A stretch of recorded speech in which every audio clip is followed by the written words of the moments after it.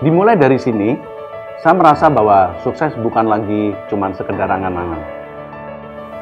Dimulai dari sini, saya mulai bertemu dan mempelajari ilmu ekonomi dan bisnis dari dosen-dosen yang profesional dan dosen-dosen yang benar-benar ahli di bidang ekonomi dan bisnis.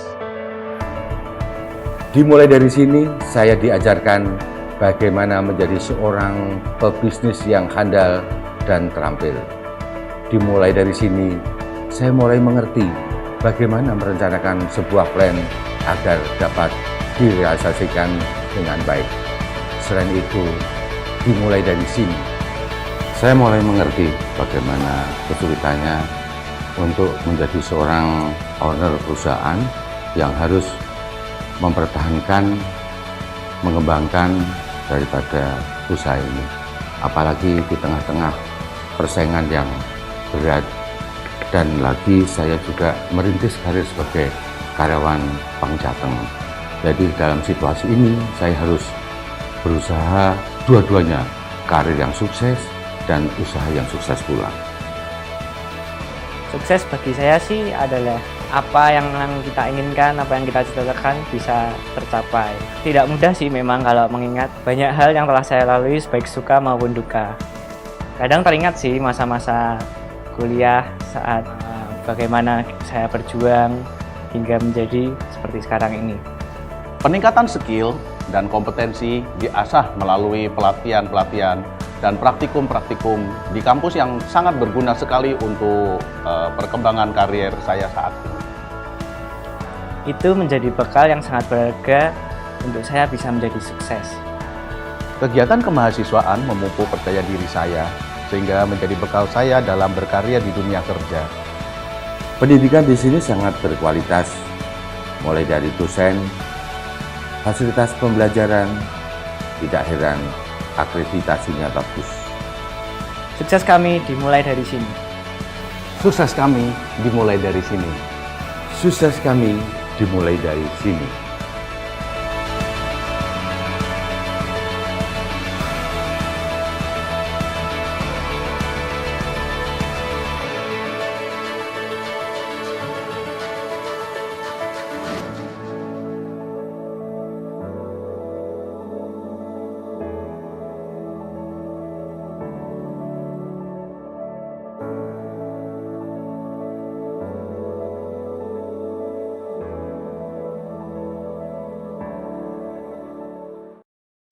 Halo semua, perkenalin namaku Kesya Kurniawati Chandra Purnama, NIM 1905520126. Saat ini saya sedang kuliah di Unisbank Semarang, jurusan akuntansi. Sesuai dengan judulnya, saya akan mempresentasikan hasil diskusi kelompok kami, kelompok 9, dengan mata kuliah pengauditan, dosen pengampunya Bapak Arif Himawan Dwi Nugroho. Judul yang kami angkat hari ini, Standard Auditing tentang konfirmasi eksternal 505. Oke. Untuk lanjut ke materi selanjutnya, mengenai pengertian konfirmasi eksternal 505. Konfirmasi eksternal adalah bukti audit yang diperoleh sebagai suatu respon tertulis langsung kepada auditor dari pihak ketiga atau pihak yang dikonfirmasi, baik dalam bentuk kertas atau secara elektronik atau media lainnya. Kemudian, penolakan manajemen untuk mengizinkan auditor mengirimkan permintaan konfirmasi. Yang pertama, meminta keterangan tentang alasan manajemen untuk menolak dan mencari audit tentang validitas dan memadainya alasan tersebut. Yang kedua, mengevaluasi implikasi penolakan manajemen atas penilaian auditor terhadap risiko kesalahan penyajian material yang relevan, termasuk risiko kecurangan dan sifat, saat, dan luas prosedur audit lain lanjutan. Dan yang ketiga, melakukan prosedur audit alternatif yang didesain untuk memperoleh bukti audit yang relevan dan andal. Jika auditor menyimpulkan bahwa penolakan manajemen untuk mengizinkan auditor mengirim permintaan konfirmasi adalah tidak masuk akal, atau auditor tidak dapat memperoleh bukti yang relevan dan andal dari prosedur audit alternatif, auditor harus mengonfirmasikan atau mengomunikasikan hal tersebut dengan pihak yang bertanggung jawab atas tata kelola berdasarkan SA 260.12. Auditor juga harus mempertimbangkan implikasi terhadap audit dan opini auditor berdasarkan SA 705. Kemudian slide berikutnya mengenai prosedur konfirmasi eksternal. Menggunakan prosedur konfirmasi eksternal, auditor harus tetap menjaga pengendalian atas permintaan konfirmasi eksternal, termasuk yang pertama, menentukan informasi yang dikonfirmasi atau yang diminta. Yang kedua, memilih pihak yang tepat untuk dikonfirmasi. Yang ketiga, mendesain permintaan konfirmasi termasuk menentukan apakah permintaan telah dialamatkan dengan tepat dan berisi informasi jawaban untuk dikirimkan secara langsung kepada auditor. Dan yang terakhir, mengirimkan permintaan termasuk permintaan tindak lanjut jika berlaku kepada pihak yang dikonfirmasi. Kemudian yang selanjutnya mengenai hasil prosedur konfirmasi eksternal. Keandalan respon terhadap permintaan konfirmasi. Yang pertama, jika auditor mengidentifikasi faktor yang menimbulkan keraguan atas keandalan respon terhadap permintaan konfirmasi, auditor harus mendapatkan bukti audit lanjutan untuk menghilangkan keraguan tersebut. Yang kedua, jika auditor menentukan bahwa respon terhadap permintaan konfirmasi tidak dapat diandalkan, maka auditor harus mengevaluasi implikasi tersebut atas permintaan atau penilaian risiko kesalahan penyajian material yang relevan, termasuk risiko kecurangan, sifat, saat, dan luas prosedur audit lain. Kemudian ada nih, tanpa respon. Dalam kasus tanpa respon, auditor harus melakukan prosedur audit alternatif untuk memperoleh bukti audit yang relevan dan andal. Kemudian pengguna respon terhadap konfirmasi positif diperlukan untuk memperoleh bukti audit yang cukup dan tepat. Jika auditor telah menentukan bahwa respon terhadap permintaan konfirmasi positif diperlukan untuk memperoleh bukti yang cukup dan layak, prosedur audit alternatif tidak akan menyediakan bukti audit yang diperlukan oleh auditor. Jika auditor tidak memperoleh konfirmasi itu, maka auditor harus menentukan implikasi tersebut atas audit dan pendapat auditor berdasarkan SA 705.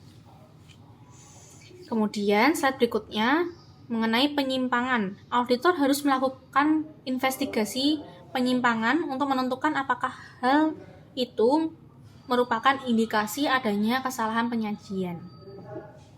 Oke. Kemudian slide berikutnya mengenai konfirmasi negatif. Konfirmasi negatif merupakan bukti audit yang kurang meyakinkan dibandingkan konfirmasi positif. Oleh karena itu, auditor tidak harus menggunakan permintaan konfirmasi negatif sebagai prosedur audit substantif tunggal untuk ditunjukkan suatu resiko yang ditentukan kesalahan penyajian material pada tingkat asersi, kecuali terdapat semua hal berikut.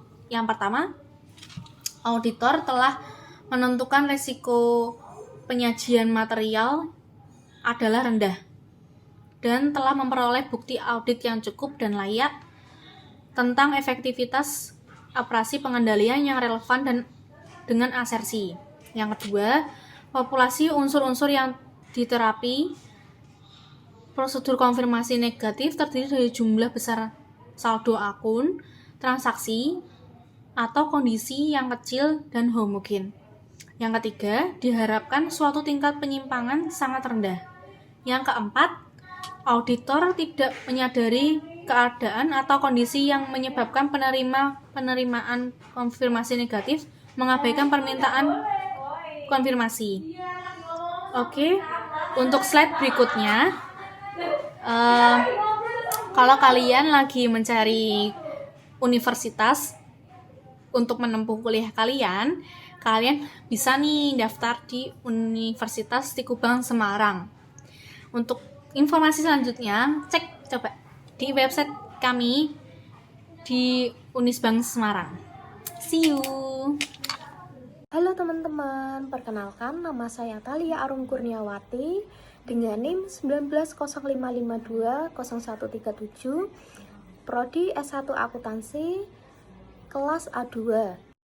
Nah, untuk slide yang selanjutnya yaitu kita membahas evaluasi atas bukti yang diperoleh, yaitu auditor wajib mengevaluasi apakah hasil prosedur konfirmasi eksternal memberikan bukti audit yang relevan dan andal, atau apakah bukti audit tambahan diperlukan.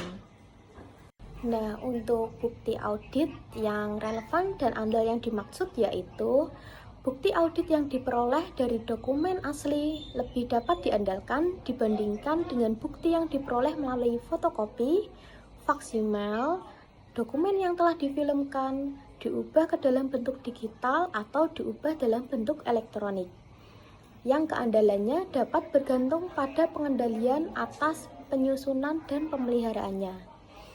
Untuk memperoleh bukti audit yang andal, informasi yang dihasilkan oleh entitas yang akan digunakan untuk melaksanakan prosedur audit harus cukup lengkap dan cukup akurat. Untuk slide selanjutnya yaitu saya akan menjelaskan materi penerapan dan penjelasan lainnya mengenai konfirmasi eksternal. Untuk yang poin pertama yaitu A, prosedur konfirmasi eksternal itu sendiri yang pertama menentukan informasi yang akan dikonfirmasi atau diminta, yaitu prosedur konfirmasi eksternal seringkali dilakukan untuk mengkonfirmasi atau meminta informasi tentang saldo akun dan unsurnya. Konfirmasi juga dapat digunakan untuk mengkonfirmasi ketentuan dalam perjanjian, kontrak, atau transaksi antara entitas dengan pihak lain, atau untuk mengkonfirmasi tidak adanya kondisi tertentu seperti perjanjian tambahan atau side agreement. Untuk yang kedua yaitu memilih pihak yang tepat untuk dikonfirmasi. Nah, maksud itu sendiri yaitu respon atas permintaan konfirmasi merupakan bukti audit yang lebih relevan dan andal bila permintaan konfirmasi dikirimkan kepada pihak yang dikonfirmasi, yang diyakini oleh auditor mengetahui tentang informasi yang dikonfirmasi. Untuk sebagai contohnya yaitu seorang personel institusi keuangan yang berpengalaman tentang transaksi atau pengaturan yang kepadanya permintaan konfirmasi ditunjukkan merupakan orang yang tepat di institusi keuangan tersebut untuk meminta konfirmasi. Untuk slide yang selanjutnya yaitu yang ketiga, mendesain permintaan konfirmasi. Format permintaan konfirmasi sendiri dapat secara langsung mempengaruhi tingkat respon konfirmasi, keandalan, dan sifat dari bukti audit yang diperoleh dari respon. Faktor yang dipertimbangkan pada saat mendesain permintaan konfirmasi mencakup yang pertama, asersi yang ingin dituju. Untuk yang kedua, resiko kesalahan penyajian material yang teridentifikasi spesifik termasuk kecurangan.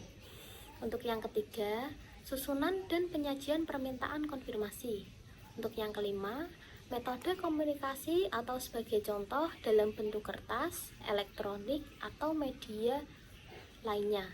Untuk yang keenam, otorisasi manajemen atau dorongan kepada pihak yang dikonfirmasi untuk merespon kepada auditor. Pihak yang dikonfirmasi hanya akan bersedia untuk merespon permintaan konfirmasi yang berisi otorisasi manajemen. Untuk yang terakhir yaitu yang ketujuh, kemampuan pihak yang dikonfirmasi untuk merespon atau menyediakan informasi yang diminta, atau sebagai contoh jumlah faktur secara individual dibandingkan total saldo. Untuk yang selanjutnya yaitu pada poin keempat, sebuah permintaan konfirmasi eksternal positif meminta pihak yang dikonfirmasi untuk menjawab kepada auditor dalam sebuah kasus dengan menunjukkan persetujuan pihak yang dikonfirmasi dengan informasi yang diberikan atau dengan menanyakan pihak yang dikonfirmasi untuk menyediakan informasi. Suatu respon terhadap sebuah permintaan konfirmasi positif biasanya diharapkan sebagai bukti audit yang andal. Namun, ada resiko bahwa pihak yang dikonfirmasi mungkin membalas permintaan konfirmasi tanpa melakukan verifikasi apakah informasi adalah benar. Auditor dapat mengurangi resiko ini dengan menggunakan permintaan konfirmasi positif yang tidak menyatakan jumlah atau informasi lainnya dalam permintaan konfirmasi dan menanyakan pihak yang dikonfirmasi untuk mengisi jumlah atau melengkapi informasi lainnya. Untuk yang kelima, yaitu penentuan bahwa permintaan telah dialamatkan secara tepat, termasuk memeriksa validitas beberapa atau semua yang dituju oleh permintaan konfirmasi sebelum konfirmasi dikirimkan. Untuk slide selanjutnya, yaitu pada poin ke-6, menindaklanjuti permintaan konfirmasi. Auditor dapat mengirimkan permintaan konfirmasi tambahan apabila jawaban untuk permintaan sebelumnya belum diterima dalam waktu yang wajar. Untuk dalam waktu yang wajar itu sendiri yang dimaksud yaitu dalam waktu yang telah ditentukan atau disepakati. Sebagai contoh, auditor setelah melakukan verifikasi ulang atas akurat alamat awal kemudian mengirimkan tambahan permintaan atau permintaan tindak lanjut. Untuk slide selanjutnya, yaitu mengenai materi penerapan dan penjelasan lainnya, pada poin B, penolakan manajemen untuk memperbolehkan auditor mengirimkan permintaan konfirmasi. Untuk yang pertama, kewajaran atas penolakan manajemen.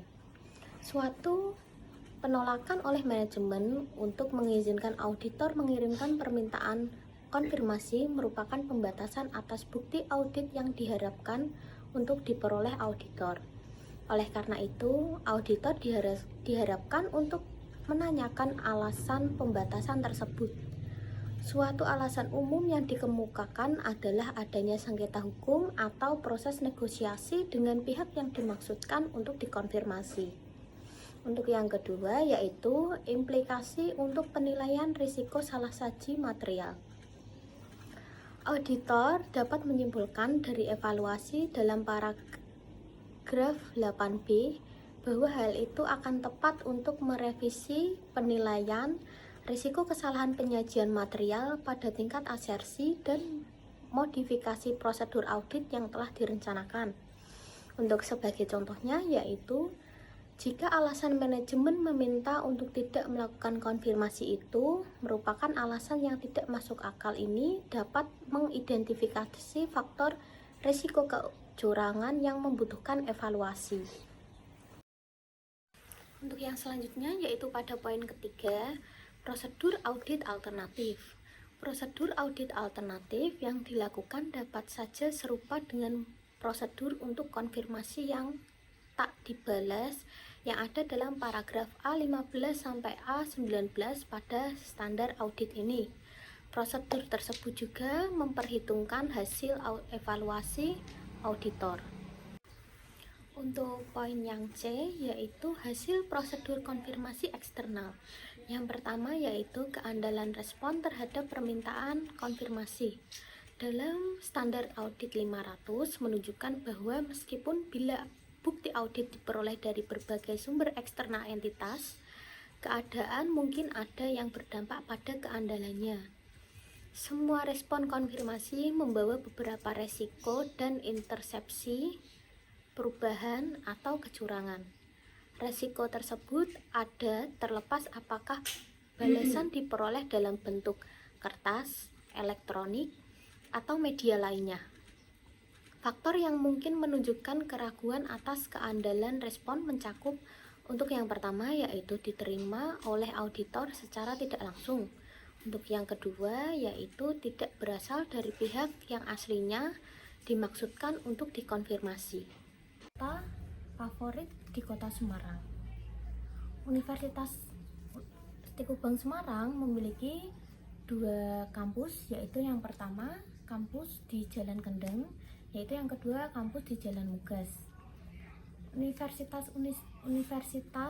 Teguh Semarang sendiri memiliki banyak fakultas, yaitu ada Fakultas Ekonomi Bisnis, Fakultas Hukum, Fakultas Teknik Informatika, Fakultas Bahasa dan Ilmu Budaya, Fakultas Pariwisata dan Program Pasca Sarjana.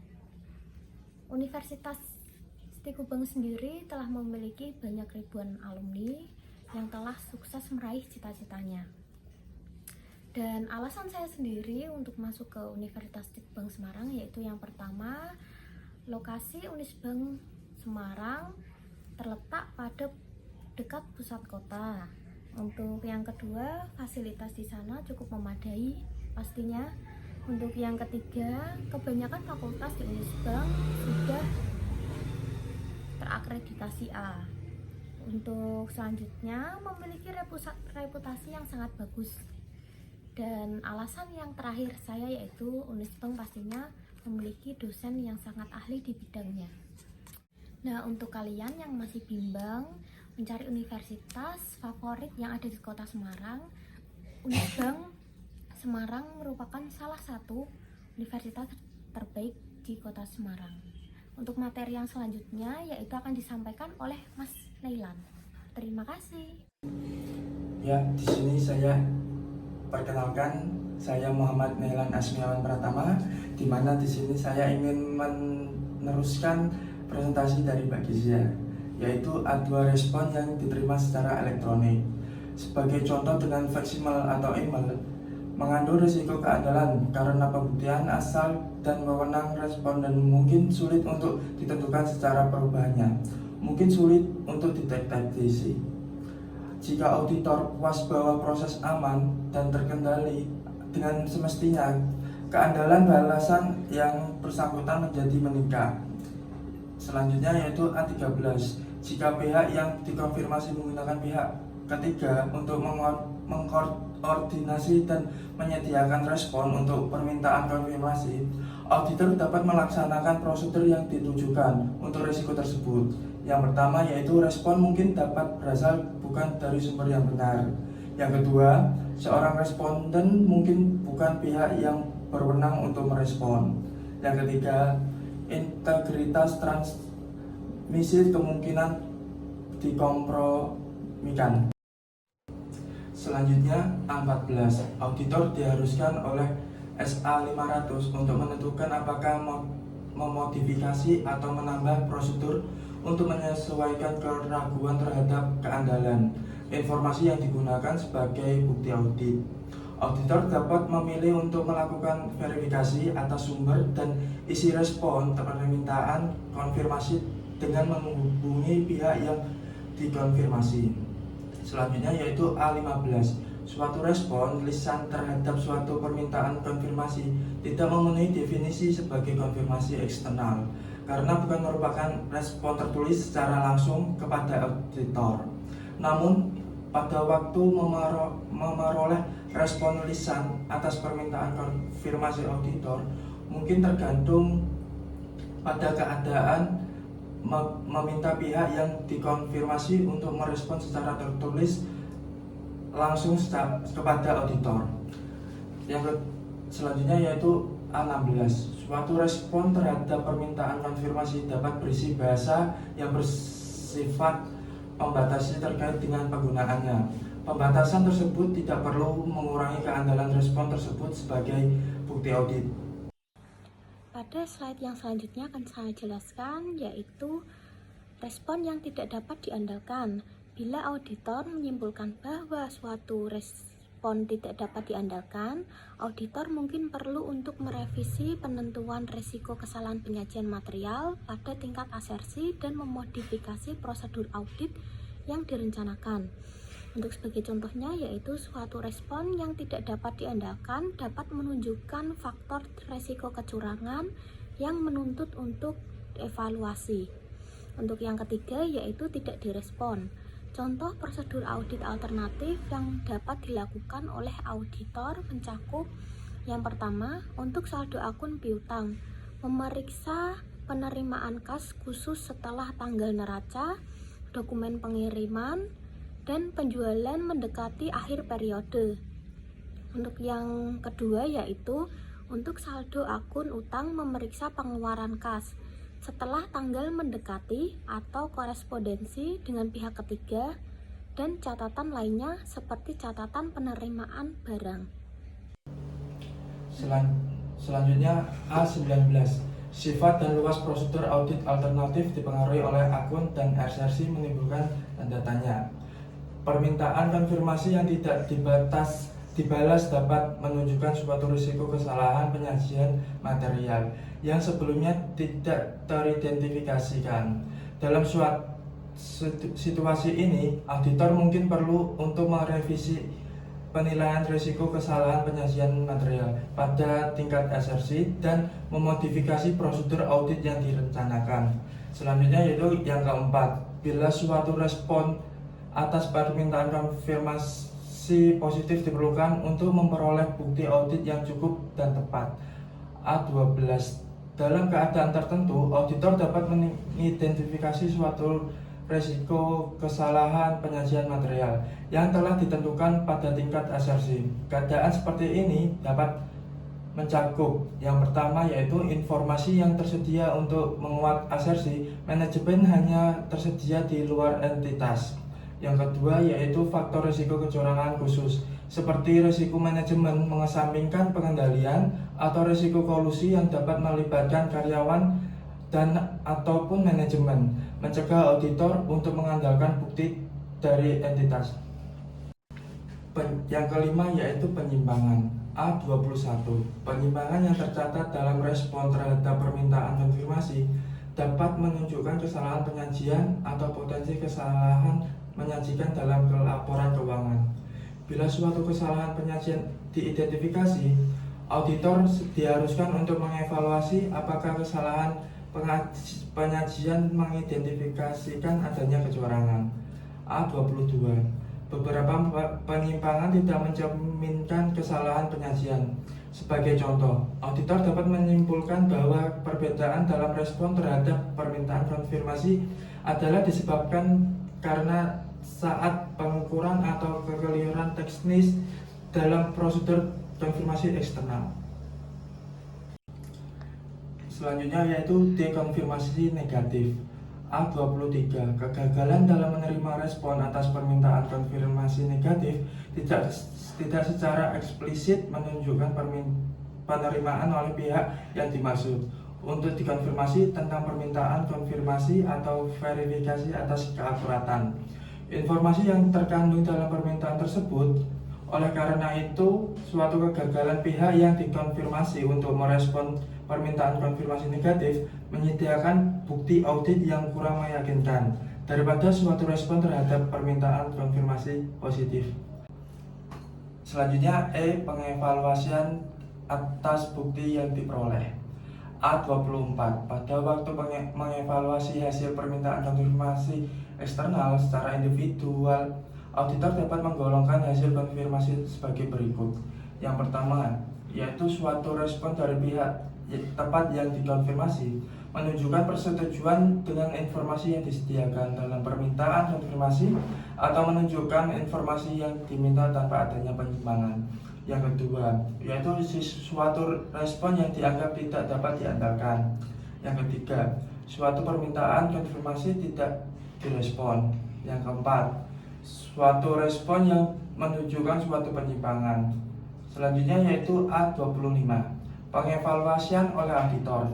Bila dengan memperhitungkan prosedur audit lain yang mungkin dilakukan oleh auditor dapat membantu auditor dalam menyimpulkan apakah bukti audit yang cukup dan tepat telah diperoleh atau apakah bukti audit diperlukan. Untuk semua teman-teman atau semua adik-adik yang lagi galau dalam memilih perkuliahan atau dalam memilih kampus, apalagi yang masih galau tidak diterima di kampus negeri, saya sarankan aja nih, siapa tahu mau gabung di Universitas di Kubang, di mana letaknya sih di tengah-tengah perkotaan. Jadi siapa sih yang tidak tahu Universitas di Kubang? letaknya dekat Trilo Mbak Juang. Apalagi yang suka jogging, jadi tahu lah di mana letak Stik Kubang itu atau Universitas Stik Kubang. Dan untuk semua teman-teman yang bentar lagi menjadi pejuang skripsi, semangat. Pejuang skripsi itu bukan siapa yang paling pintar, tapi siapa yang mau berusaha. Seperti halnya pejuang akad, bukan siapa yang paling kaya, melainkan siapa yang paling siap. Halo guys, terima kasih sudah menonton video tadi tentang standar auditing konfirmasi eksternal 505. Kami kelompok 9 mengucapkan terima kasih banyak sudah menonton video kali ini dan minta maaf apabila ada kesalahan kata atau perbuatan yang kurang berkenan. Oke, untuk pertanyaan yang mungkin masih membingungkan kalian, komentar di bawah ya. Kami akan menjawabnya satu persatu. Oke, terima kasih. Sampai jumpa di lain video.